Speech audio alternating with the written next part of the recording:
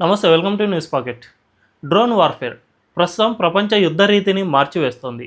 ఒకప్పుడు యుద్ధాల్లో తుపాకులు, ట్యాంకులు, ఫైటర్ జెట్లను ఉపయోగించేవారు. కానీ ఇప్పుడు డ్రోన్లు యుద్ధ రంగంలో గేమ్ చేంజర్గా మారిపోయాయి. శత్రువులపై నిఘా పెట్టడం నుంచి దాడుల వరకు, సప్లై నుంచి ఎలక్ట్రానిక్ జామింగ్ వరకు అన్నీ డ్రోన్లే చేస్తున్నాయి. ఇటీవల జరిగిన Russia Ukraine, Bharat Pak, Iran Israel వార్లో డ్రోన్లు కీలక పాత్ర పోషించాయి. సో ఇప్పుడు మనం మన వీడియోలో డ్రోన్లు యుద్ధాలను ఎలా మార్చాయి, ఇటీవల జరిగిన పెద్ద డ్రోన్ దాడులు, వాటి ఇంపార్టెన్స్ ఏమిటి ఇప్పుడు చూద్దాం. డ్రోన్స్, యూఏవీస్ ఆధునిక యుద్ధ రంగంలో భారీ మార్పులు తెచ్చాయి. ఒకప్పుడు యుద్ధాలు సైనికులు, యుద్ధ విమానాలు, ట్యాంకుల మీద ఆధారపడేవి. కానీ డ్రోన్స్ ఈ రూల్స్ అన్నిటినీ బ్రేక్ చేశాయి. ఎందుకంటే డ్రోన్లను లో కాస్ట్తో రిమోట్తో కంట్రోల్ చేయవచ్చు. అంతేకాదు ఇవి చాలా పర్ఫెక్షన్తో దాడులు చేయగలవు. America, Russia, China, Israel, Bharat వంటి దేశాలు డ్రోన్ టెక్నాలజీలో భారీగా పెట్టుబడులు పెడుతున్నాయి.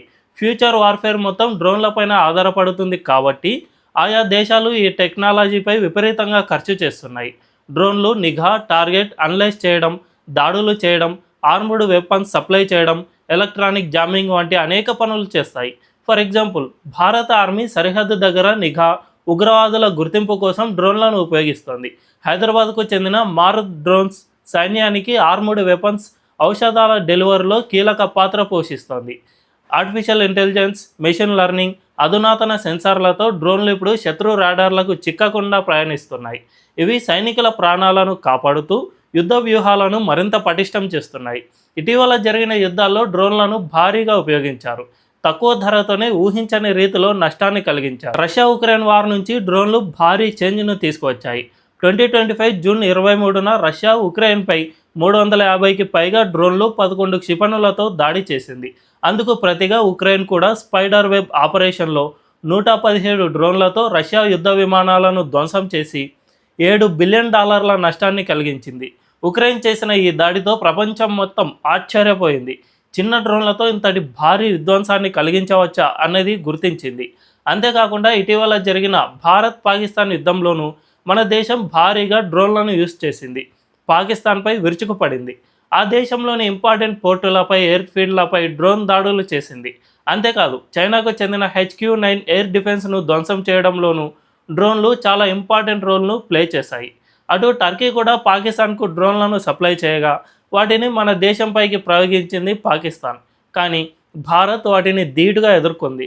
ఎక్కడా కూడా ఒక్క డ్రోన్ కూడా టార్గెట్ను రీచ్ అవ్వలేదు. మన దేశంలో డ్రోన్లను తయారు చేయడమే కాదు, వాటిని అడ్డుకోవడంలోనూ మనం చాలా మెరుగ్గా ఉన్నామన్నది దీనివల్ల స్పష్టమైంది.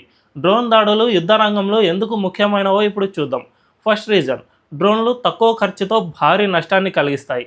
ఫర్ ఎగ్జాంపుల్, ఉక్రెయిన్ $2.34 లక్షల డ్రోన్లతో రష్యాకు $1 బిలియన్ నష్టాన్ని కలిగించింది. రెండోది, డ్రోన్లు సైనికుల ప్రాణాలను కాపాడుతాయి. రిమోట్ కంట్రోల్ డ్రోన్ల వల్ల సైనికులు నేరుగా యుద్ధంలోకి వెళ్లాల్సిన అవసరం తగ్గుతుంది. మూడోది, డ్రోన్లు ఖచ్చితమైన దాడులు చేయగలవు. లేజర్ గైడెడ్ డ్రోన్లు, ఆర్టిఫిషియల్ ఇంటెలిజెన్స్ సెన్సార్లు టార్గెట్లను ఖచ్చితంగా గుర్తిస్తాయి.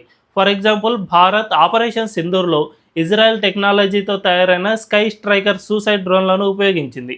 ఇవి పర్ఫెక్ట్గా స్ట్రైక్ చేయగలవు, అది కూడా తక్కువ ధరలోనే శత్రువులకు చుక్కలు చూపిస్తాయి. ఈ డ్రోన్ వార్ఫేర్ ఇంపార్టెన్స్ను గుర్తించిన భారత్ వీటిని ఇప్పుడు భారీగా ప్రొక్యూర్ చేస్తోంది. 2020 జూన్లో గల్వాన్ వ్యాలీలో జరిగిన ఘర్షణ భారత రక్షణ వ్యవస్థకు హెచ్చరికలు జారీ చేసింది.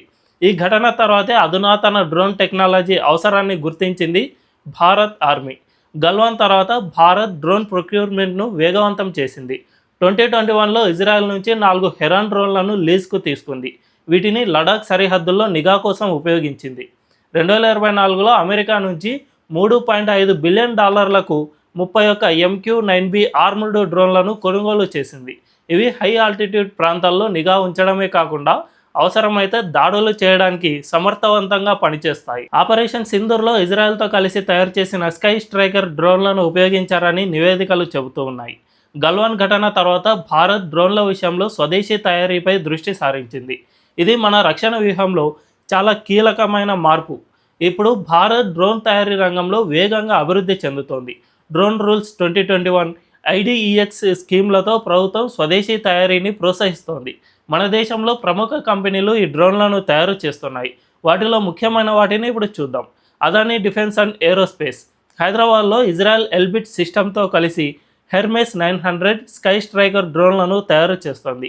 ఐడియా ఫోర్స్ టెక్నాలజీ నెట్రా డ్రోన్లతో కలిసి సైన్యానికి 2000కు పైగా డ్రోన్లను సరఫరా చేసింది. ఎకనామిక్స్ ఎక్స్ప్లోజివ్ లిమిటెడ్ నాగాస్త్ర-1 సూసైడ్ డ్రోన్లను తయారు చేసింది.